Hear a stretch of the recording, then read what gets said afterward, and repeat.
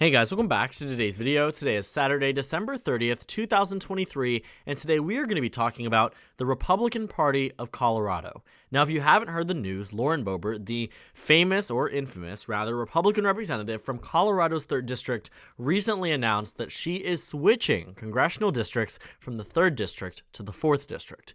Now, normally speaking, a congressional district change or announcement such as these really would never be picked up by the mainstream press, and there's a reason for that. There's 435 House districts, and the United States Constitution only requires that a representative lives in their state that they represent. They can run and win any district that might arise through a congressional delegation, such as this one. But it is a mid-decade switch, not a result of redistricting or gerrymandering or anything of the sort. Lauren Boebert is making the open decision here that she is moving districts to the 4th to avoid a competitive race.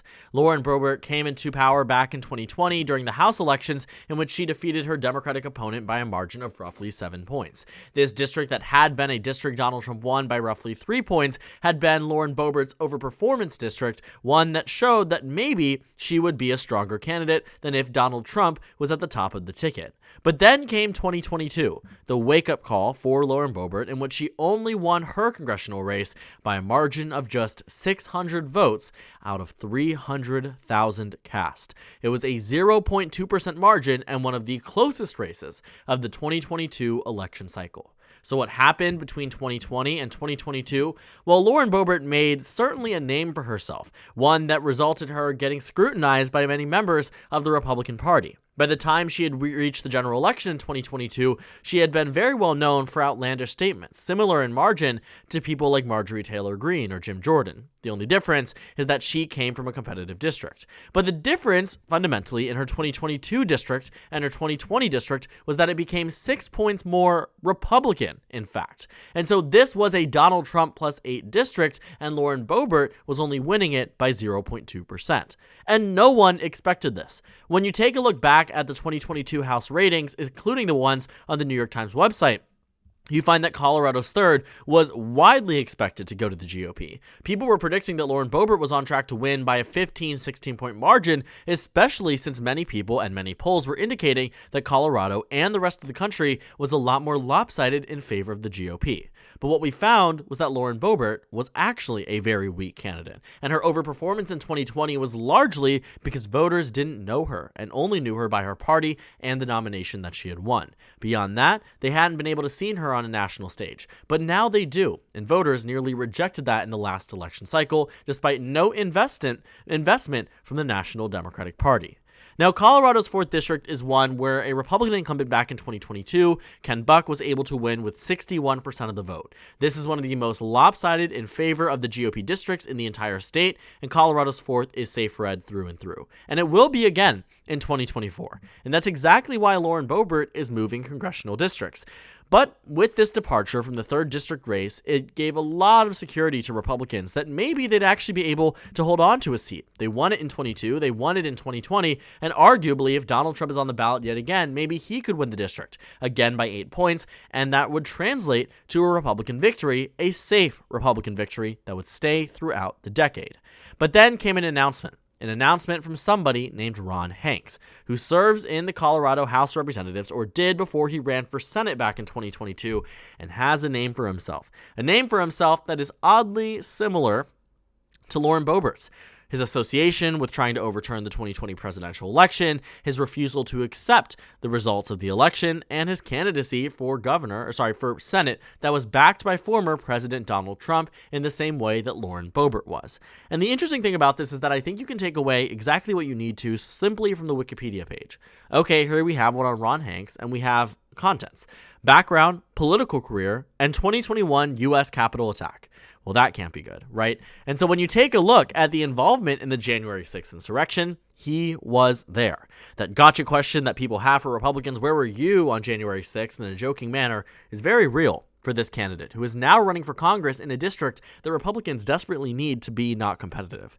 And so with this announcement that he is running for United States House in the 3rd district, he comes in, surprisingly enough, as someone who could do very well in this district. He's received the endorsement from President Trump, as he did back in 2022 in this Senate race. He was defeated by Joe O'Dea, who is backed by many more prominent Republicans besides Donald Trump, not more prominent than Donald Trump, obviously, but prominent Republicans that were trying to get an institutional establishment type of candidate. Joe O'Dea was supposed to be this one shining beacon for the Colorado GOP because he was pro-choice, he was pro-LGBT, he was left-wing in all the things that mattered socially, but right-wing in all the things that mattered fiscally, and he was going to be a winner for the GOP. Or so they thought. He went out to the general election to lose by 15.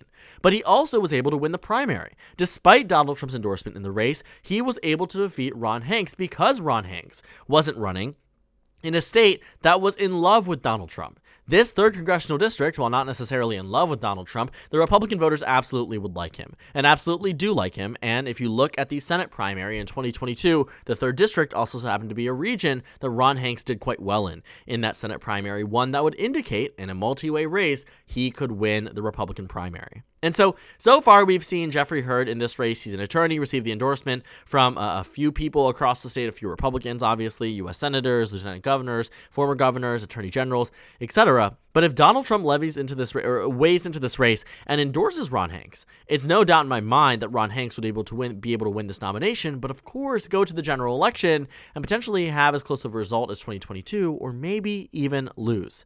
With this departure from Lauren Boebert, you would imagine that the Colorado GOP would be right on this. She was worried that as a Republican incumbent running alongside Donald Trump, with the wide expectation right now that Donald Trump is going to win by the GOP, that is what their predictive models say currently, that Donald Trump is going to win and he's going to usher in Republican victories across a number of down ballot races, and yet Lauren Boebert herself is recognizing that that simply may not be the case, especially in the state of Colorado. Adam Frisch, the Democrat, who was a former Aspen city councilor, ran for Congress back in 2022. Again, at that point in time, was a nobody. And we can actually take a look at the numbers from that race, because it wasn't meant to be a competitive race whatsoever. When you take a look at the general election, every single predictive factor had it as likely Republican or safe Republican. The Cook Political Report, Inside Elections, Larry Sabato's Crystal Ball, Politico, Real Clear Politics, Fox News, Decision Desk HQ, 538, and The Economist all agreed on one thing, that Lauren Boebert was absolutely going to win this race. But then she didn't. Or she did, but she didn't necessarily by the margin they expected. And so looking at this endorsement list, who was involved in this race? The Forward Party, okay, that's Andrew Yang's involvement. He probably picked up on this. You had a Republican who endorsed him, another Republican who's a state official, and the Grand Junction Daily Sentinel. The reason why I sound lackluster when I say that, or at least I try to, is because this was not meant to be a race that was competitive whatsoever. Adam Frisch was meant to lose this congressional race against Lauren Boebert, and so even though he did end up losing, it was not nearly the margin that Republicans would have hoped for, and one that probably told Lauren Boebert that she needed to change ahead of the next election. And the way that many people expected her to change, I think this was the general consensus from political pundit media and press and Twitter even, was that Lauren Boebert was going to fundamentally rework the way she approached Congress. Rather than come into this as somebody who was meant to be on the extremist part of the Republican Party, she was going to come into this with a viewpoint of center, forward thinking, a different style of looking at politics, a different vision for Colorado. But that simply didn't happen. And so instead of changing the way that she governed or legislated or was representing Colorado's 3rd district, she decided to lead the district entirely. But Colorado's GOP, again, simply could not usher in a worse candidate for 2024 than Ron Hanks himself, who attended the insurrection, made a name for himself for the association with Donald Trump, and does not have the fundamental support necessary to easily win the general election the way that other Republicans might. And so with Ron Hanks' name recognition and backing from prior presidents, backing from many people across the Make America Great Again wing of the Republican Party, it wasn't just Donald Trump who endorsed him in the primary. We can take a look here that there were major endorsements.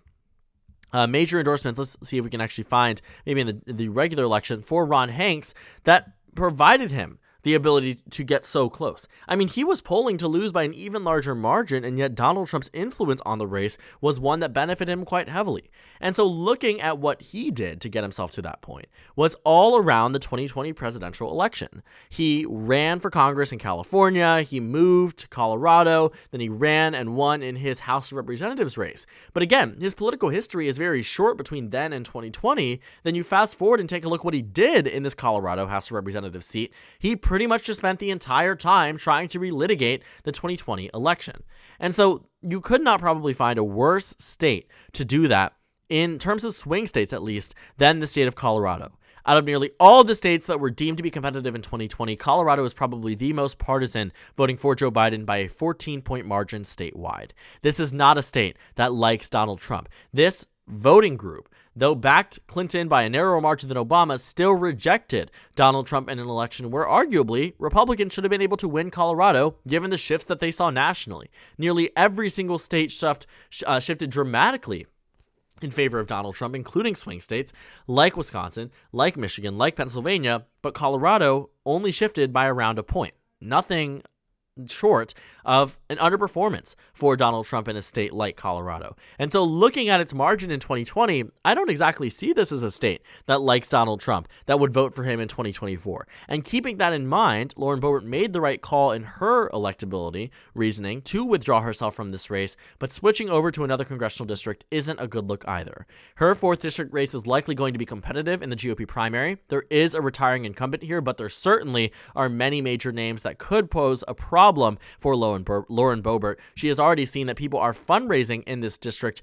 to defeat somebody like her. They weren't expecting, of course, Lauren Boebert to pop into the race, but many of them were expecting to run in this very competitive primary. And with a lot of the scandals that have surfaced around her, that have questioned her allegiance to her faith, her allegiance to her constituents, her rational thinking, things like that are going to be very big issues in the GOP primary, because everybody in the 4th district knows that the general election doesn't matter. It's all about the primary. And so we will likely see some major involvement in the GOP primary here. I imagine Lauren Boebert will still be fine, but she hasn't exactly escaped a competitive race by running in the 4th district. She only escapes the GOP losing a congressional district after the 2024 elections. But the Colorado GOP isn't exactly in a good state whatsoever either. When you take a look at the 2020 election results, this was a changing point for the GOP. This was a time in which you saw an ushered-in wave of Donald Trump-style Republicans into state party leadership that has maintained itself until now. Just one look at the Colorado GOP website tells you exactly what you need to know about whether or not the Colorado GOP is trying to walk back